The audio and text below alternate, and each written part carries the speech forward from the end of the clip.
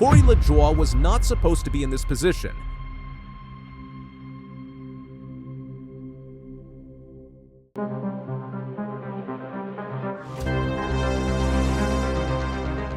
One decision changed everything. Now he is driving the number 6 at Bowman Gray. There may not be a tougher place to prove yourself. Sometimes in NASCAR, opportunity arrives without warning. One phone call can change a season, a reputation, and sometimes a career. That is exactly what happened when Brad Keselowski made the decision to step away from the Clash, and RFK Racing had to act quickly. The number 6 Ford could not be left empty. It needed a driver who could handle pressure, chaos, and expectation at the same time. RFK Racing chose Corey LaJoie, and with that decision, one of the most talked about storylines of the preseason was born.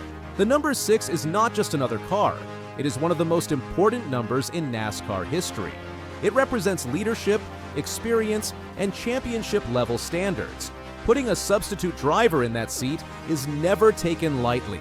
This was not a symbolic move or a safe choice.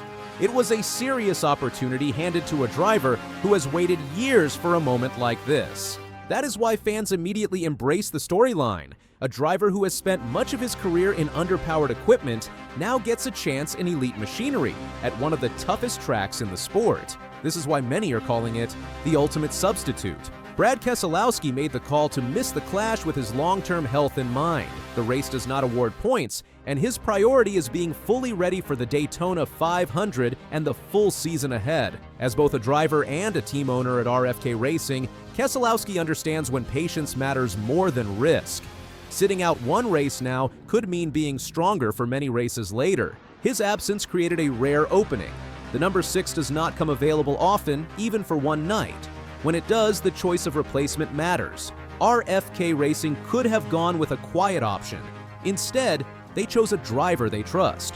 Corey LaJoie has spent most of his Cup Series career fighting uphill battles. He has driven cars that were not built to win. He has raced teams with limited resources. Despite that, he has shown consistency, patience, and intelligence on track. While his results have not always stood out on paper, his performances have earned respect inside the garage. LaJoie is known for giving clear feedback to his team. He understands how races develop. He avoids unnecessary trouble and knows how to survive chaotic situations. Those skills matter everywhere, but they matter even more on short tracks where mistakes multiply quickly. RFK Racing also considered LaJoie's history. He has raced and won at Bowman Gray in lower divisions. He understands the rhythm of the track, the mood of the crowd, and the aggression required to succeed there. That experience cannot be learned overnight. It must be lived. Bowman Gray Stadium is one of the most demanding tracks NASCAR visits. It is short, tight, and unforgiving. The walls are close, the corners are sharp, there is almost no room for error. Drivers race inches from concrete while fighting for position in heavy traffic. Bowman Gray has earned its nickname, the Madhouse, for a reason. Contact is common, tempers flare quickly, races can change in a single lap. Speed alone is not enough to succeed here. Drivers must think, adapt, and survive. This environment suits drivers who know when to push and when to wait. Charging too hard too early often ends in damage. The drivers who finish well are usually the ones who stay calm when others lose patience. LaJoie understands that balance. Cookout Clash may not count toward the championship, but it still matters. It sets the tone for the season. It creates early narratives. Strong performances are remembered, and weak ones are questioned. For drivers, the Clash is a chance to race without worrying about points. For teams, it is a real test under pressure. For fans, it is a reminder of NASCAR's roots in short-track racing. For LaJoie, the Clash represents something bigger. It is a chance to be judged fairly. No excuses about equipment, no talk about potential. This is a straight test against top drivers in strong cars. Driving the number 6 brings its own pressure. The car belongs to the driver he is replacing. It carries expectations shaped by champions. Every move will be watched closely. Mistakes will be noticed. Smart decisions will be appreciated. LaJoie does not need to win to succeed. He needs to race clean.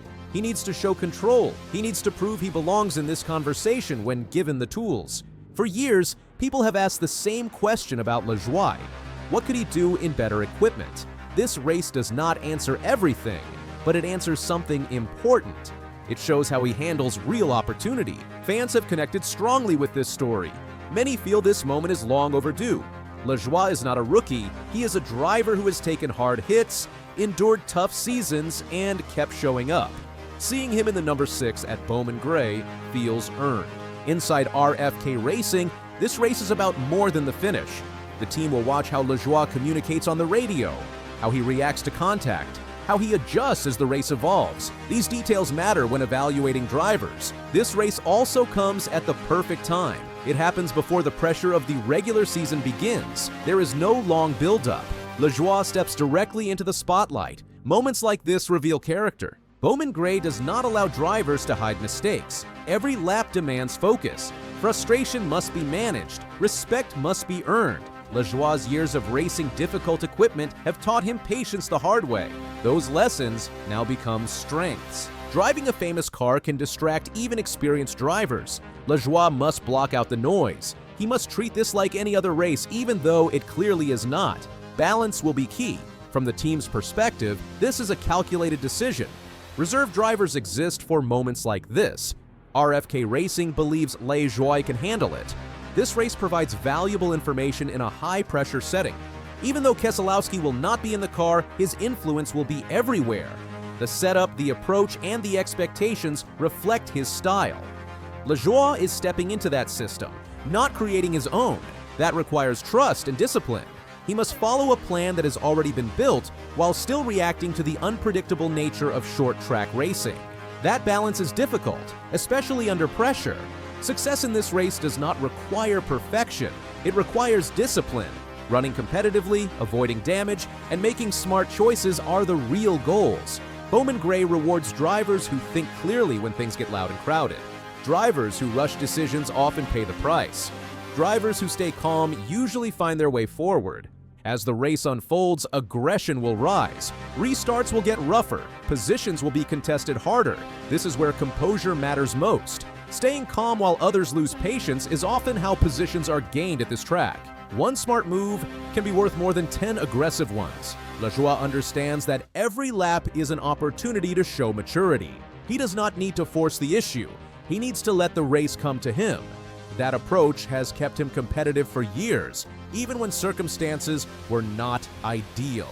Now, with strong equipment underneath him, that same approach could lead to something more. When the engines fire and the crowd roars, this story becomes real. Corey LaJoie will line up in the number 6 Ford at the Madhouse, carrying years of expectations with him. Every lap will be watched. Every decision will be judged. This is not just about filling a seat. This is about opportunity. This is about preparation meeting pressure. When the green flag drops, Corey LaJoie will finally have the chance he has waited for. One night, one car, one track that shows the truth quickly. Whatever happens next will shape how his career is talked about from this moment forward.